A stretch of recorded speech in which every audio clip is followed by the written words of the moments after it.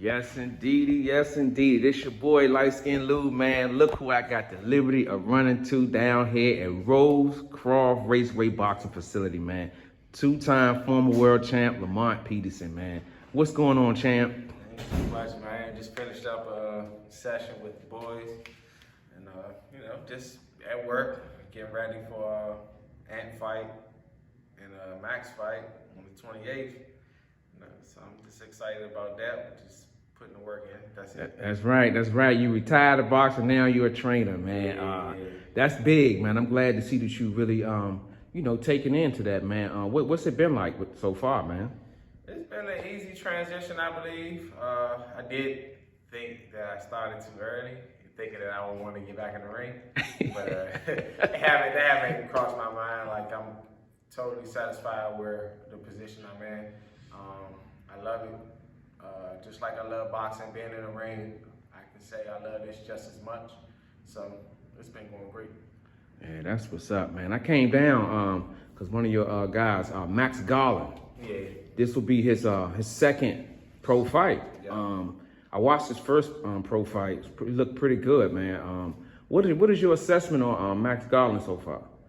I think for Max,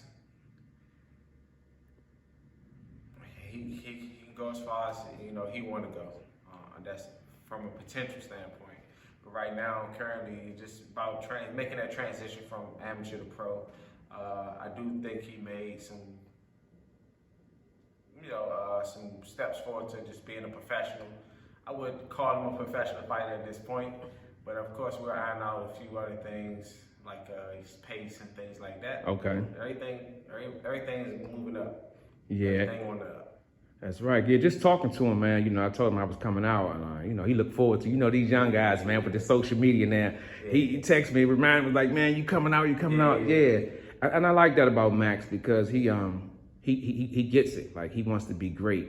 And one of the questions I asked him was, how was his time with you? And he said it's been great.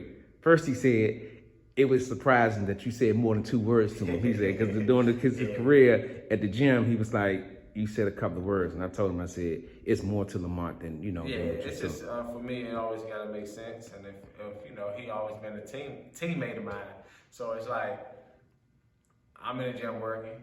He's supposed to be in the gym working. What are we talking about? You know what I'm saying? Let's get this work. That's right. Now at this point, with me helping him in his career, I'm going to be doing a lot of talking. That's right. Yeah, so it's been a joy just training him. He's easy to train.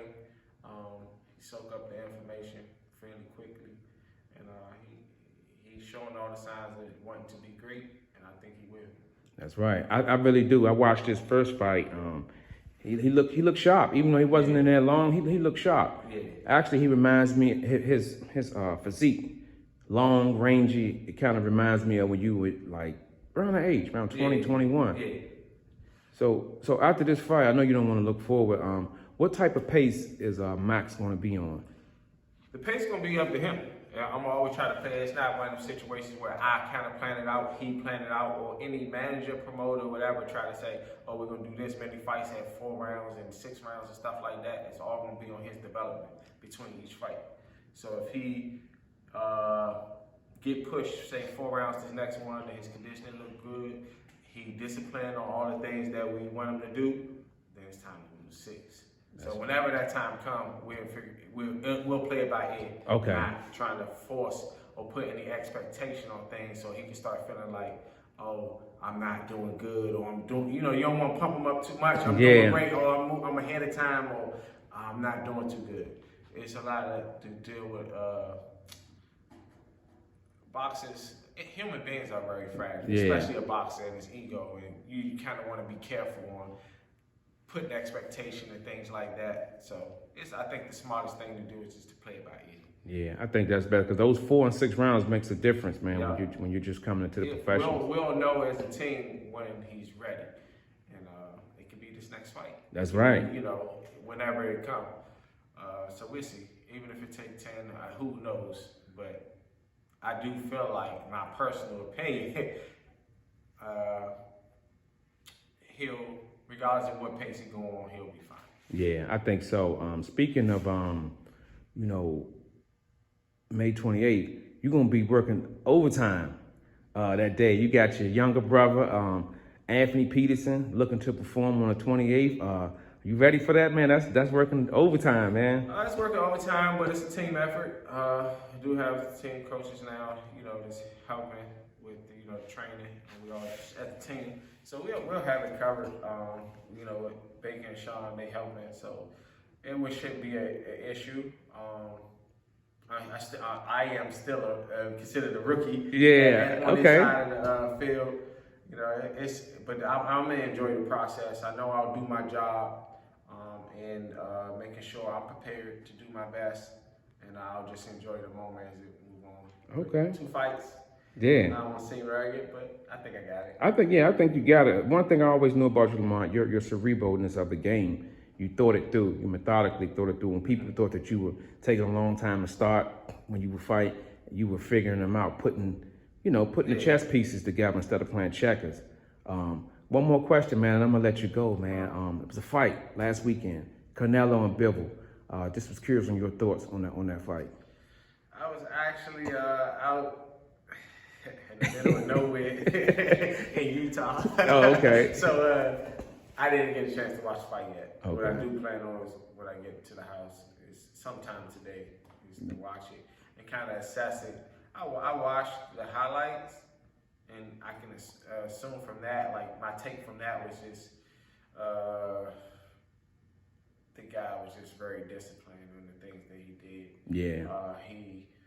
It's one thing to have an advantage over everyone. Everybody, I don't care who it is. If it's Mike Tyson versus me, like I got some type of advantage. But so I gotta be able to manipulate things and be able to stay disciplined and do the things that's gonna work for me. And it seemed like that's what the guy had. Yes, he's fighting Canelo, but do he have some advantages over Canelo? Like, yeah, He did. He can box. So he used that reach advantage, and it seemed like he stayed disciplined. Like times where, from the highlights here, I mean, watch the fight, but it's like Canelo laying on the rope. But most people would do what? Get all the way up on him so then he can hit him back. He can do his little counter and stuff. He stayed like the guy distant. stopped like right there, and now now he just stuck slipping. He can't really get any counter on, and the guy stayed patient like that. That discipline go a long way to winning fights. A lot of times we just look at it, match it up. Oh, he fought this person, or looking at the talent and stuff like that, and say this person gonna win, this person gonna lose. But it's hard to kind of tell that because a disciplined fighter probably gonna be the best fighter. Yeah, I love it. And that's it, man. Like I said, man, we down here, Rosecroft, for former 2-time champ, Lamont Peterson, man. I'm Liteskin Lou, man. We about to sign off. Hey, Lamont, I look forward to you in your second. Yeah, we're going to have many more interviews, man. That's right. Especially get ready for this 28th. It should be a great show. Hopefully everybody come out, DC come out. It's been a while since we had like a big show in the area where, a full crowd and things like that. So it's like the stage is set perfectly for a good, fun night of boxing. That's right, and I look forward to it. Once again, former 2-time champ, Lamont Peterson, Liteskin Lou, and we out.